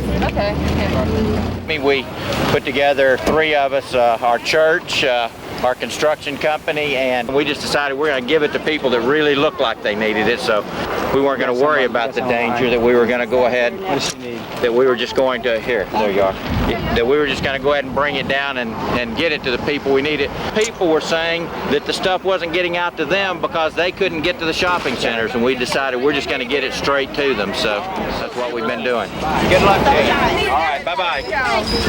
You need anything? Who needs Pampers? I do. Water, diapers. There's a lot of like newborn babies down here and they have no diapers. And this is like the first time anybody's been here, apparently, from what these people are saying. We just came down with a load of stuff. This is our second trip down. And wherever we go, people come running after us for water. So just when you think you've seen it all, then among the ruins, more superhumans, among them Camille and Michael Giraldi. In the center of all this, Camille Giraldi, adoptive mother of 24 needy kids, she's trying to hold it together. I'm shocked. I mean, this just all happened in the last 10 minutes. It's shocking to me. People just show up. Outside the Giraldi's Kendall home, complete strangers appear with supplies. We got everything we could out of the office. Look at the pool deck. Dozens and dozens and dozens of little kids' shoes lining the deck. Out here trying to dry off all these shoes, absolutely soaked. It's going to be days before these kids can put them on. Camille's not at all fazed about that. She's letting them run around barefoot. Over here, the wheelchairs, the strollers, all of them out here drying. This thing got hit by insulation. And the ventilation machines, they're brought out here because the ceiling above them collapsed. There were 3 kids who had serious breathing problems during the storm. Those 3 kids are now at the hospital. Holding her newest son, 2-week-old Sonny, Camille tells us she's called all kinds of state agencies for help, but they've failed her so far. It is the people, total strangers, who've come to help. So there's so many needy people, so many people in need of so many things. It's mind-boggling. And those of us who can help, those of us who only have the inconvenience of no power and no water and maybe some water on our rugs, we really need to understand that there's a lot of people who have it a lot worse than us. I'm very fortunate. I only went one day without anything to eat. And I got my electric back on last night, and I said, okay, I'm fine. Let me come home. The boxes were heavy.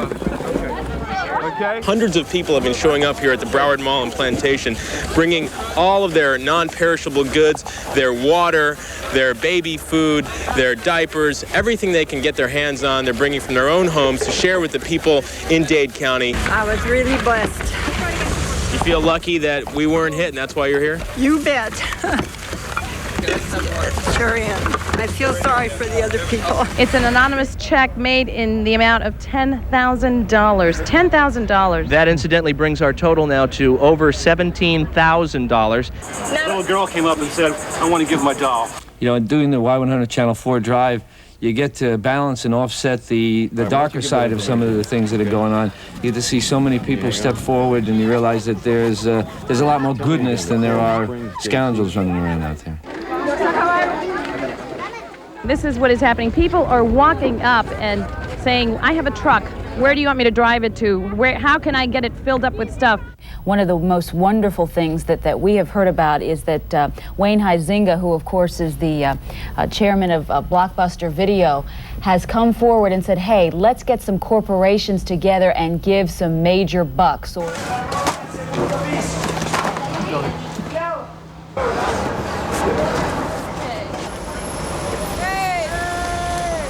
just was passing by looking for ice. And we just saw people out here, so we stopped. And nobody knows where this stuff came from? No. It just appeared in this field. Yes. It's kind of strange. Yes, it is, but thank God. Thank God.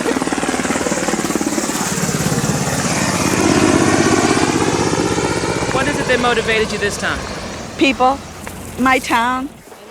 You are your brother's keeper. You are.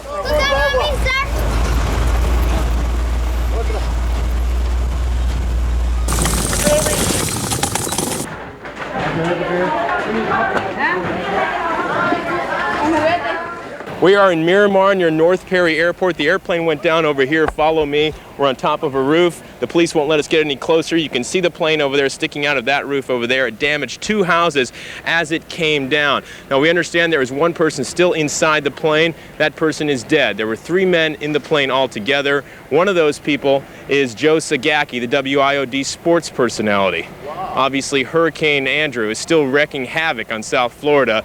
Indirectly, at least. These people were on their way to Homestead. It was a relief flight. We had organized a relief effort to bring food down to the migrant farm workers in far southwest Dade, and we had loaded up the planes, and I took off first, and then I got down to Homestead, and his plane didn't show up. The 2 deaths in the volunteer airlift brutally demonstrated what we've been gradually realizing for 3 days now. That although the volunteer relief effort was incredible, it simply was not going to be enough. I can tell you that you won't be left to pick up the pieces by yourselves. There's nowhere to go. They're going to raid our place, what we got left.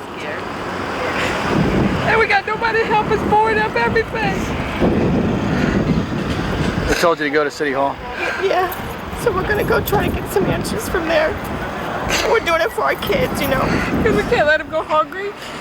The only thing I got is what I got on my back, and I brought a blanket and a pillow and my medication, thank goodness. So that's all I got. Some of us have been here since 8 o'clock this morning trying to get the food out to these people. It's been red tape, it's been this, it's been that. And let me tell you, hurricanes don't follow rules. We had a guy come up a little while ago who was really upset, who said, hey, sundown's coming. I live over in a residence just down the street, and why don't they come over and protect my house? Right now, we're working with limited assets. Had a little bit of difficulty getting guardsmen into the area. Where are they to help us, the Americans, that pay the taxes, that do the things, that follow the rules, that help everybody else in the world? Where are they when we need the help? We're in the day 3 of the hurricane. If you're so dadgum smart about how to do this thing, you better come down here and do it. Are you frustrated, Governor? I'm frustrated when people say, why haven't you fixed this? Right, but I mean, you have to. The Army can build a city in the day, I hear. The Army took care of the whole Persian Gulf in 3 days. How long did it take the Army to plan for that before they went in there? I've seen more dadgum work done in a shorter period of time than I've ever seen in my life, and the naysayers are out there, you know, griping and saying that you should have done it a different way. Come help us, do it a different way. I need help.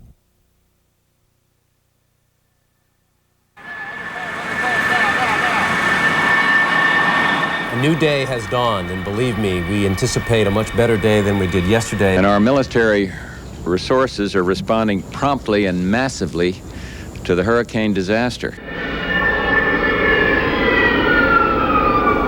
She is on the ground. We now have soldiers with mobile kitchen trailers at Homestead Air Force Base.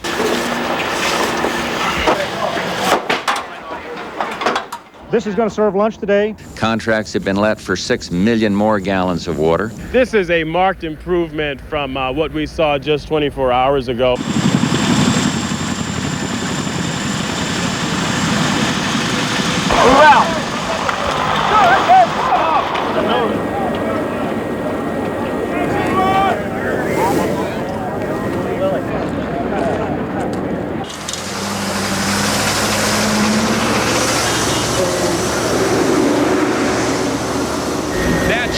Taking off from the Sylvania is sometimes called the world's largest floating refrigerator.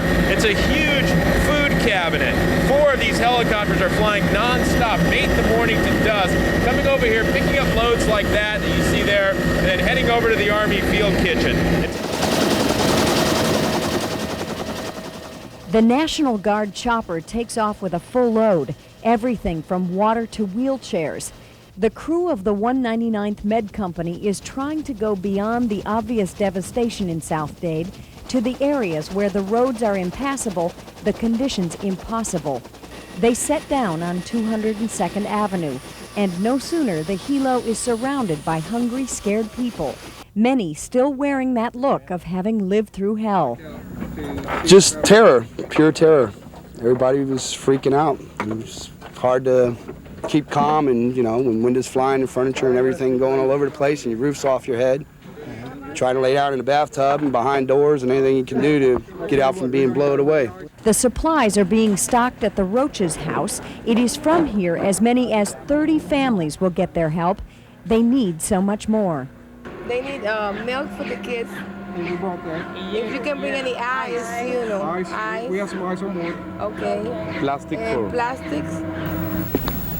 As we snake our way over the concrete chunks that were once support beams, neighbors talk about coming too close to death. They hid right over there, and like where the kitchen was, and the house has collapsed around, they say around a half hour after the storm started hitting hard. That was around 4:20, 4:30 in the morning. So they actually stuck it yeah, out in the they middle stuck of it this? out there. It was crazy. They thought the house was safe like everybody else, you know. Everybody else out here thought their houses were all right. Say thank you. You're welcome. The little kids get candy, though they really need sunscreen. This particular group from the National Guard has 25 aircraft doing the same thing, searching, circling, supplying from sunup to sundown. Each time they land, still more needy people. But your number one need out here right now? Tents, and cots, and Visqueen. What about the rains? Did you guys get clobbered with rains last night? That's why we need the Visqueen, because the Visqueen protects all the merchandise that we're getting. If we get a lot of stuff and then it rains on it, it's going to damage it.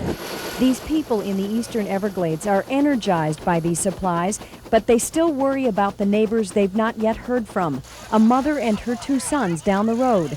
They also worry about those who insist on staying in broken homes. It's a family with 2 little kids. One is sick. We already supplied them with everything they need. But I think they're not going to be able to stand in overnight because the roof is about to be give up. This group has some tents. They will make it through the night, but they will need so much more. Does it ever seem completely overwhelming to you all? It really seems incredible. It almost seems like you'll never get it done, but we're going to do it. It may take a little longer in some places than others, but we'll get it done. And as they do, they are appreciated.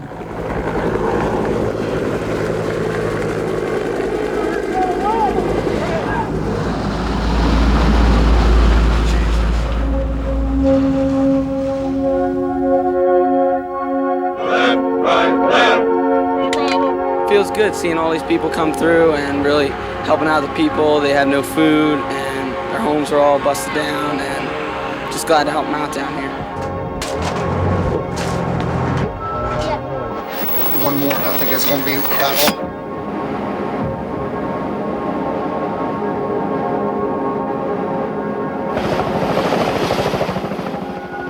We feel good helping people, American citizens, because, if that happened to us, we would hope that they would do the same thing for us, and we just glad to be here to help.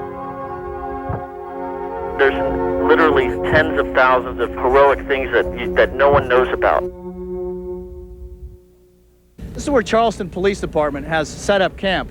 And they are here with a whole contingent of police officers, and they are aiding the Homestead Police in the arrests. But we're trying to share our experiences with Hugo, and sometimes it has helped them in a couple of situations thus far. They have literally just walked away from their homes to protect other homes. I went to my house last night. The first time I was able to go to my house was about 14 hours after it hit, and about 50% of my house is gone.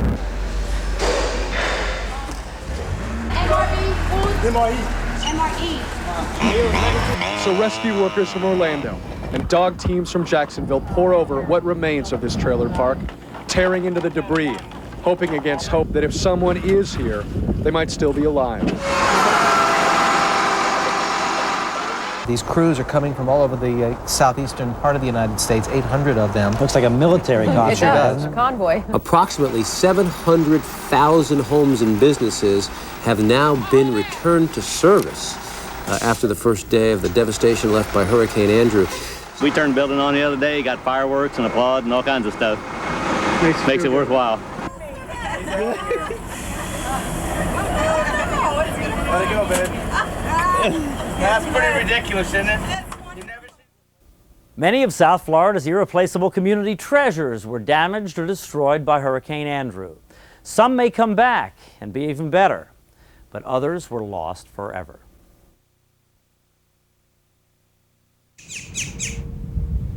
Okay. Hey. Okay.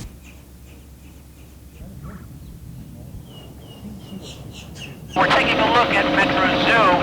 All the trees have been defoliated. You're looking at some sticks sticking up out of the ground, many of them snapped over.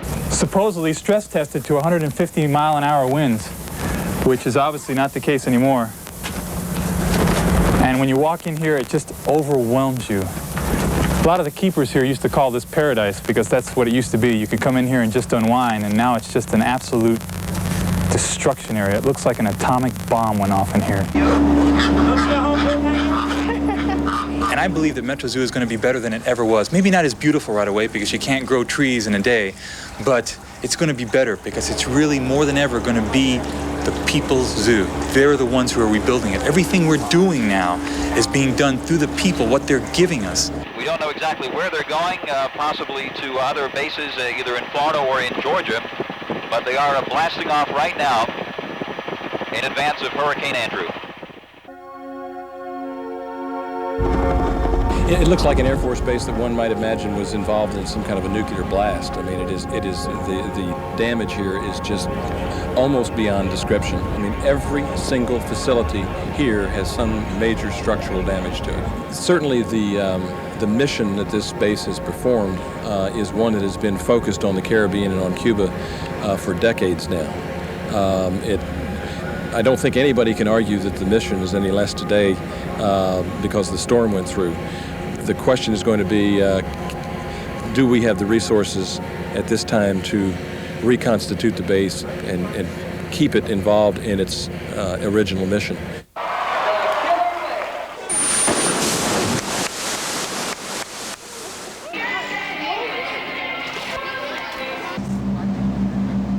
With all the damage that has to be repaired, operators here at Miami Seaquarium say they have no idea when they're going to be able to reopen. Under that tin shed was one of his boats, also one of his original boats, his 16th vessel, an 1891 boat that he used to go back and forth to New York with. Gone. It's some splinters on the property.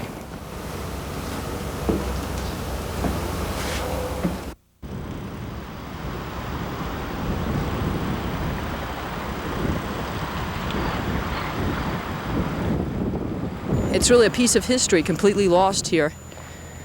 It's something we will never see again.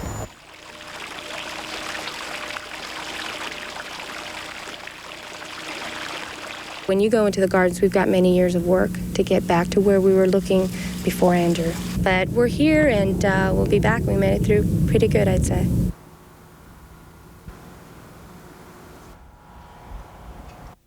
We took damage to the roofs of a lot of these cars, and we got some busted windows, but our toys basically have survived. It's going to take a lot of tender care to get them back together again, but we're going to be able to do it.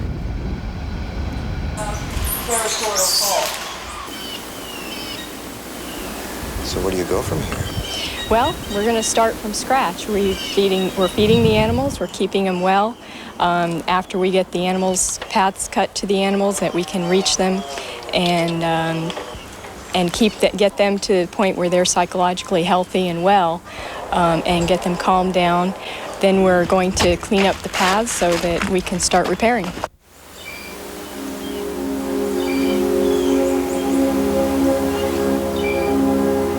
It's the nature of the garden to look at these disasters in the face and say, by God, we can do it even better next time, and we will grow a wonderful garden again. The Fairchild Garden will rise again.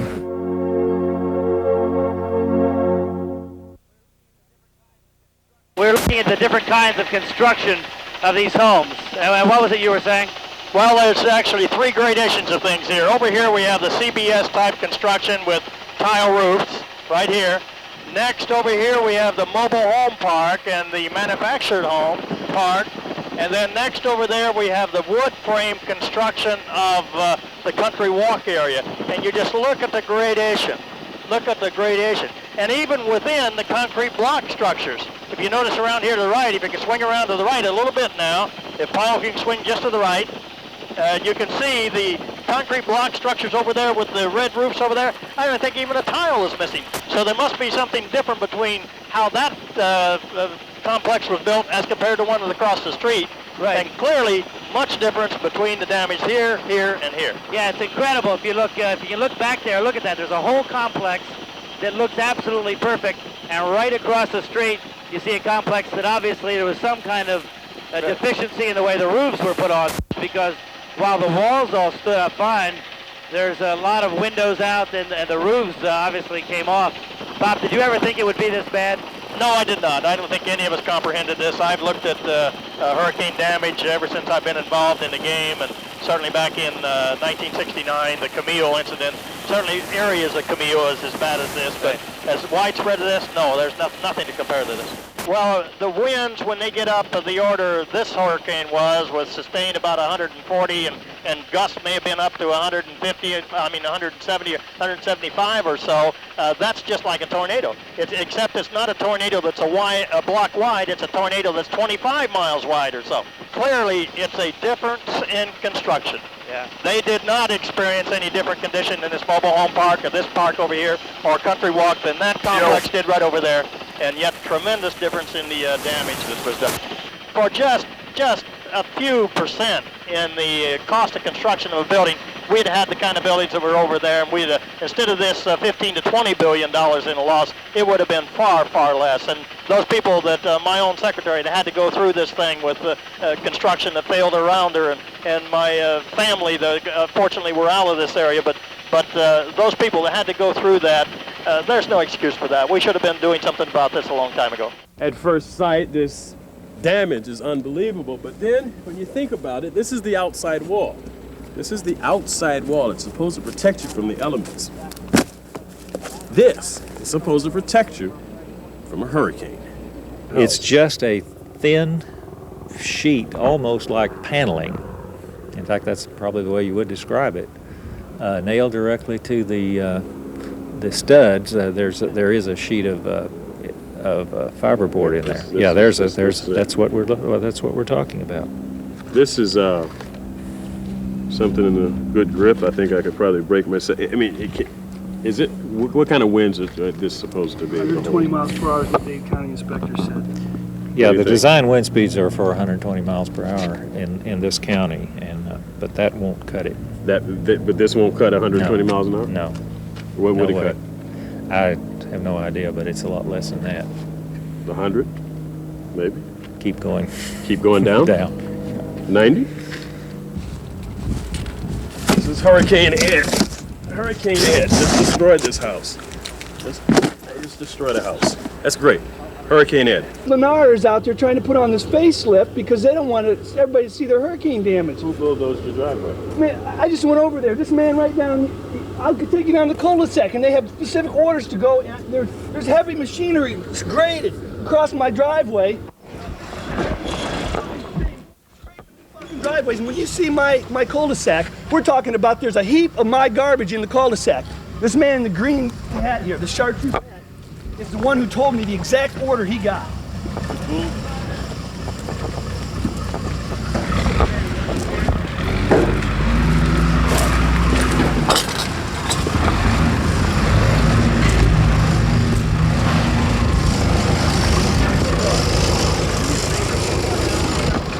I don't want to talk to the news. Sorry. He said he doesn't want to talk to the news. What did he say to you? He told me, he says we were supposed to clean all the cul-de-sacs and streets and the driveways. And what did you lose? Why are you? I'll take you over there and I'll show you. Okay, I'll show you exactly. That's one thing I found this morning right there. 108th MP Company, Fort Bragg, North Carolina. This is from 1977, from my hometown in Ohio. So where was this stuff? This stuff was in my cul-de-sac. This is my This is my daughter. This is myself and my daughter. Easter picture from 1992. What did you? This is the stuff I'm finding in my cul-de-sac, in my pile of rubbish in the middle of my cul-de-sac that's been scraped from my driveway. When you see my house, I haven't even got 50% of my house out yet. And so you're trying to get your stuff out, and they came along and they just scraped it out into the middle. And scraped it out into the middle of the street.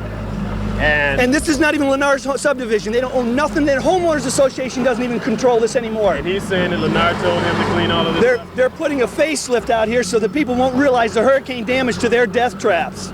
They're trying to make it a nice, clean scene so that they can get the people to buy their new homes that are still being built in the other phases. I called 911 and I said, I'm a former military policeman and I am on the edge, and this guy is totally ruining my personal belongings. I called the Lennar subdivision and Lennar said, we gave an order to clean only the streets. This is the biggest atrocity there is. This is a human mind that's responsible for this, not nature. And they can go and take your personal belongings. Just bulldoze them. It's unbelievable.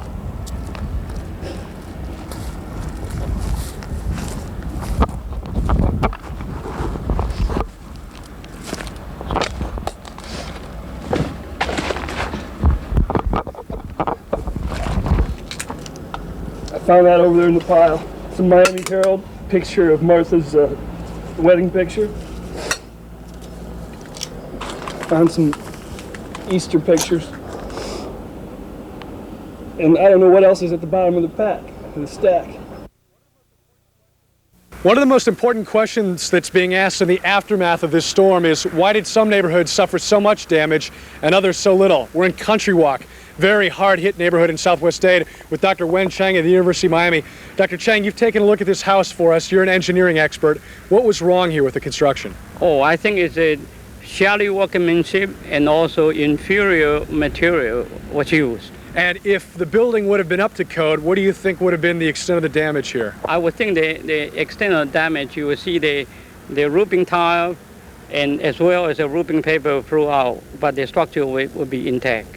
Okay, and today, a resident here in the Arvida community filed a lawsuit against Arvida and the former owners of Arvida, the Walt Disney Corporation. We should expect to see a lot more of these, given the allegations by engineers like Dr. Chang of just how poor the work might have been here. To destroy this place and bulldoze it. That cannot be done. Wait, hold on a minute. I think that this is indicative of the building quality in this community as compared to one still within the eye wall area that on the map that the Herald had. It appears to be poor quality, and we can't get any answers from them. And those answers might be a long time coming. But as we sift through the debris of the broken homes and the broken lives that Andrew left behind, what have we learned? Well, we've learned that we can live through this, both as individuals and as a community. We lost some people to Andrew. Let's hope with a little more education, a little more work, that we won't lose anybody the next time. We can learn to build a better city here, to build better buildings and to build better bonds between people. That process has already started. What didn't we learn? We didn't learn the high-rise lesson. We don't know what would have happened if that intense core part of the storm had hit Brickell Avenue, or Aventura, or Hallandale, or Hollywood, or up to Pompano Beach. All those high-rise condos with all those unprotected windows. We don't know what would have happened if that intense part of the storm had hit those areas. We also don't know what would have happened if that intense core part of the storm had hit downtown Miami or downtown Fort Lauderdale, the economic centers of our region. What would have happened to the long-term economy of this area if all those jobs had been lost? We just don't know. We have fears for the next time. We're afraid too many people are going to try and leave, to evacuate to Orlando or Fort Myers on the Turnpike or Tamiami Trail or Alligator Alley.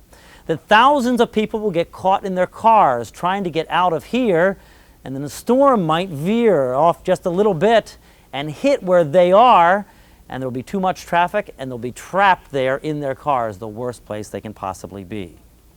We need to thank lots of people. We need to thank the people that came from all over the world to help us here. We need to especially thank those people that came from South Carolina.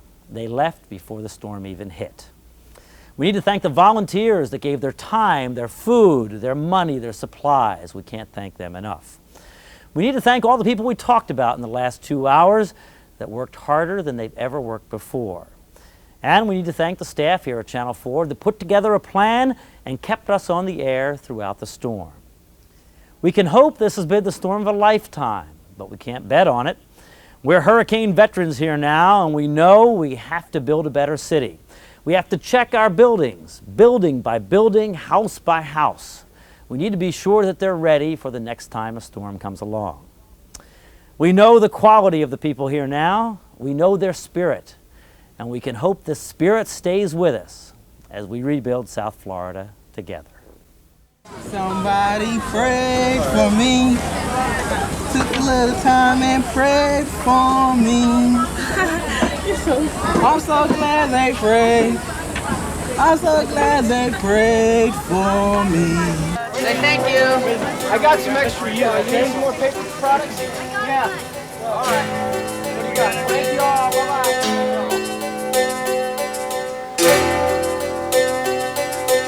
Gotta stick together. Make the best of thing. You know, this thing ain't gonna kick my butt, or it shouldn't kick nobody else's, but, you know, we still have our life. We still have our, you know, our dignity and all that. So we make the best of it, stick together, and I'm sure we'll get out of here, because I'm going to be living in the same place, you know, and I'm going to come back, and everybody else should come back. Where do you go from here? We just rebuild. We don't quit, we just rebuild. This got started this morning. We put about 50 guys from the community to work here, and they're all willing to go. Tired of sitting around moping, you know? Just get in and get something done. So you were able to find a lot of people that are ready to go out and get started on this stuff, huh? I didn't advertise at all. We just came over here and started working, and people came from the communities everywhere and didn't ask how much they're getting paid or anything, just started working.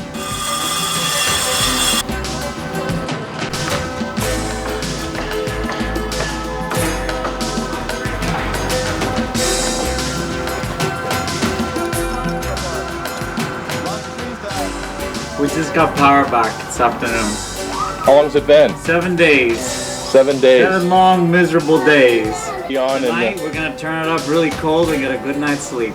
Finally. Yes. Finally.